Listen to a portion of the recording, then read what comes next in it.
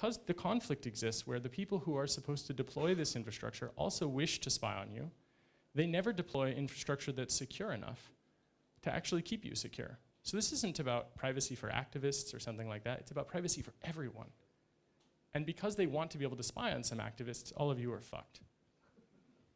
Really, that's the fundamental thing. And so from an economics perspective, it's not being talked about where we say that there is an economic trade-off for a German business person, for example, right? When a German business person goes to Dubai, for example, so that the Germans can spy on him or her or other as they wish, then so can the people in Dubai, because the system is fundamentally insecure. And so rather than belabor the point, what I mean to say is that we must bring law and technology in line. So we have to give up the secrecy component. I want to say that we should give up wiretapping entirely, but I recognize that this is a really hard thing because junkies have like a real attachment to the things that give them a rush. And spies, they like to spy on you. So getting rid of that entirely is probably too lofty a goal.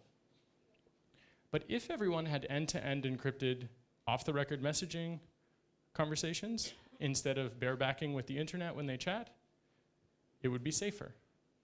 You would be able to detect when someone does a man-in-the-middle attack, but it won't fundamentally stop that someone can do a man-in-the-middle attack.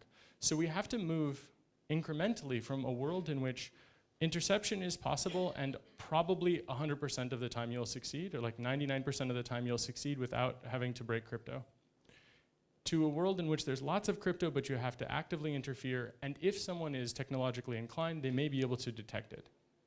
This is a hard jump, but if we don't make that jump, I think that we do a great disservice. And it's one of the ways that we can have sovereign groups again, not necessarily nations, but probably actually sovereign nations as well. Because one might suggest that when you can wiretap a whole country, its political elite doesn't get to decide who gets political asylum, because you have information on all of them. You can blackmail all of them. You can do whatever you want. You have total control, right? This is the Foucault, idea, essentially, the Foucauldian ideal that surveillance is control. And so I think it will become clear in a very short amount of time how bad it is. But when Andreas suggested that this is what has always been, I would like to suggest two things that are different. The first is that, well, there has often been spying throughout the entire planet, throughout all of human history. It has never really been at countrywide scale with everybody knowing that it's happening. Really though, when AIMSys sells countrywide intercept solutions, for example, to Libya, for Gaddafi to be able to spy on a whole country, that had never happened before in the history of Libya. So the economics of this are totally thrown off. Where previously, it was possible for Gaddafi's henchmen to be able to spy on a few people, he couldn't really actually do searches on 100% of the communications of the country. Well, there exists a country actually in Europe, I think it's in Spain, Agitno, I think is the name of the company, and they do voice print analysis, and I've been told by some reputable folks, let's say unrelated to other things I've been talking about, just to be clear, that they do 100% voice print analysis on every phone call in Spain to identify people. Why do you identify them? You identify them to eradicate them, right? That's what this is about. It's about control, and in some cases, for example, with some of the Basque separatists, this is how they identified the Basque separatists, apparently. We should find evidence of this to be able to back it up. I've heard it from a reputable source, but as an example, in theory, this is legitimate counterterrorism, anti-terrorism kinds of stuff, but the trade-off there is fascinating, which is that imagine there's like a stalker or a rapist that works at this voice print place. We would never know if they abuse their position of power because we hardly even acknowledge that they have such a position of power. And certainly I don't remember anyone in Spain voting on 100% voice print analysis. So it's not democratic. So if there is no consent, it's probably the case that it isn't actually very democratic at all. And so one would argue that probably it's not very legitimate at all. So looking at these kinds of systems that exist, understanding the way that tasking and targeting works, if you are tasked and targeted, you're fucked. It's basically the best way to put it. And I don't mean to let my depression spill out all over your audience and everybody here, but realistically, like, you just can't win, right? Like, you can win a little bit every now and then, but you can't really win forever, right? Because when you can break into all the infrastructure and start to reposition and to spy, it's a lot easier to break into a general purpose user's computer when they run a web browser or they use Adobe malware like Flash and things like that. Right? Free software is a little bit better, but software is about as good as it actually realistically is on an individual basis. And some free software is really awful, actually, and some is really good. Just like some proprietary software may be all right and may be terrible. Good luck figuring out which it is. But the thing is that Germany could, for example, enact some very strong legislation that requires strong cryptography. Things where when, in theory, a judge is supposed to only be the person that can say if her phone is tapped. It may be the case that that's actually something you can enforce, so that the only people that can tap it are the German officials, and the trade-off is that she gets to know her phone is being tapped. I think that this is a reasonable balance, because the people who don't have privacy now are regular people, right? The criminals, they have privacy. Criminals get privacy, and we don't.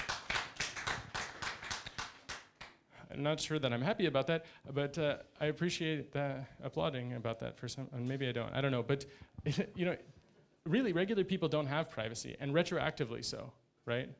I mean, the goal, William Binney, who is an NSA whistleblower, he specifically talked about this. His goal when building the surveillance systems that we now understand are being unveiled, his goal was to track 7 billion people on the planet, or more, 8 billion people, 10 billion people, to build a social graph of the entire human race. Was his goal. Okay, when Deutsche Homag had punch card machines in France and Holland and Germany and around Europe during the Nazi occupation, sorry to bring up the Holocaust, gotta do it. The ability, I am, sorry, I really am, really. But it's not okay, it's terrible. I wish I could give a better example, but this is just how I was raised. Fear of the Holocaust. So, really, and so, oh man, what a fucking nightmare. Anyway, so, right? The point is that when they had fucking punch card machines, they were able to eradicate 70% of the Dutch Jewry. And in France, where the punch card machines were actually used by a saboteur, and this saboteur helped organize the French resistance, they got 30% of the Jewry of France. The difference was one fucking person in Holland, one Nazi, who isn't even a German, he was a Dutchman. And he was such a radical racist statistician, which is a very strange story, by the way, that he was able to basically single-handedly push his politics over the world for eradication. That punch card machine is like a fucking joke compared to the surveillance machines that we have now. So fundamentally, the way that I think that we can avoid that situation in the future, if it is possible to avoid it still, is to change it so that Germany is actually a sovereign nation, so that everyone is a sovereign nation in this regard, by making end-to-end crypto a reality, by making telecommunication links encrypted, but actually we can also personally do something about this. So I grew up in San Francisco during the HIV scare and the AIDS epidemic in the 80s and in the 90s. And a lot of people don't like this analogy, so if you don't like it, I'm sorry in advance, but it's the best one I've got. I actually have a better one, but I'm going to stick with this one now that I think of it. So I've already committed. But basically, watching a lot of people in that situation, there were a couple of archetypes. One of the archetypes was the arrogant white guy. You know this guy. Maybe you've even been this guy. I don't know. But this guy exists. And in the 80s, what he said was there was no such thing as HIV. It's a gay disease. It's just the GRID, if some of you know that, the gay-related immune deficiency syndrome. And, they don't need to protect themselves. They don't need to care about other people. They don't need to get tested, etc. So most of those guys, they fucking died, right? And the people who took care and realized they were not exempt from the ramifications of an epidemic that they hardly understood, those people, they had a survival advantage. And so many people, including gay men that I knew, I grew up near a hair salon, and working in a hair salon even, actually, and these guys, some of them also died, and it was really tragic. I mean, being a little kid and seeing this happen around you all the time, it really impacts you. But what really also impacted me was that an individual could choose to protect themselves, and often it was those people that lived. It was those people that survived. And the transitive risk with sex is a great example of a transitive risk we see with society, which is that when someone wants to map your social graph as a method of control, as a method of surveilling you for control, when you can protect your social graph and when you can protect the contents of your messages, and when you refuse to use devices like Skype, for example, when you refuse to use things that are part of the PRISM program, you're actually doing exactly that. You are protecting yourself from this transitive risk that exists. And so using cryptography is like having safe sex. And when you tell people that I don't want to have unprotected communications, you are protecting yourself. And in particular, you're protecting yourself, but you're also saying, respect me. Don't have unprotected communication with me. I don't know what you're going to say. I don't know how in 50 years the Americans are going to view this. I don't know how the German government will view it in 10 years. I don't know if right now someone else will do it. To give you an example, I just turned 30, and now that I'm halfway to death,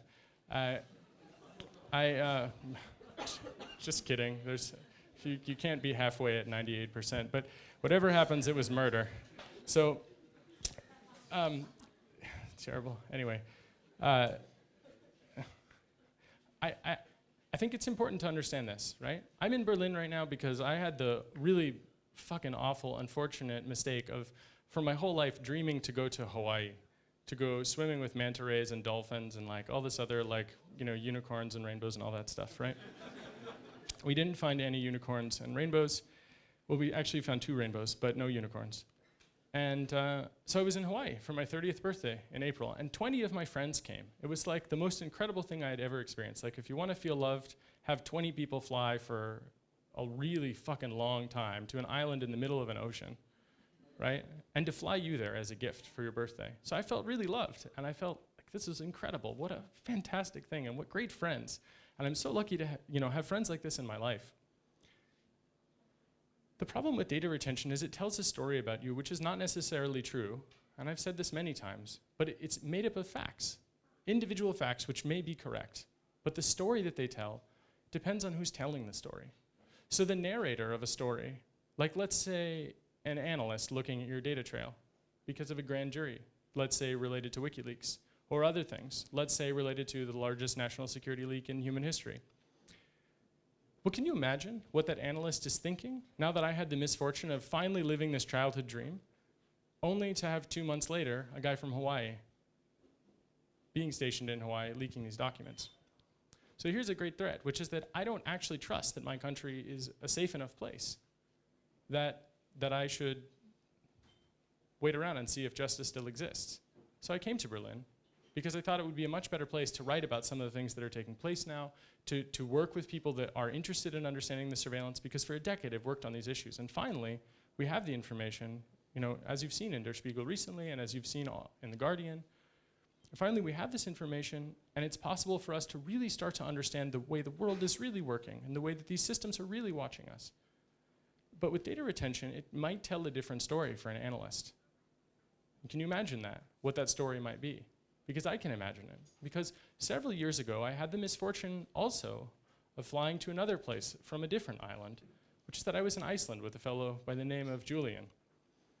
And I happened to be on my way to Boston on the way home. And I stopped in Boston for a number of days. And I've never talked about this in public, but I think I'm fucked enough now that it really can't make it any worse.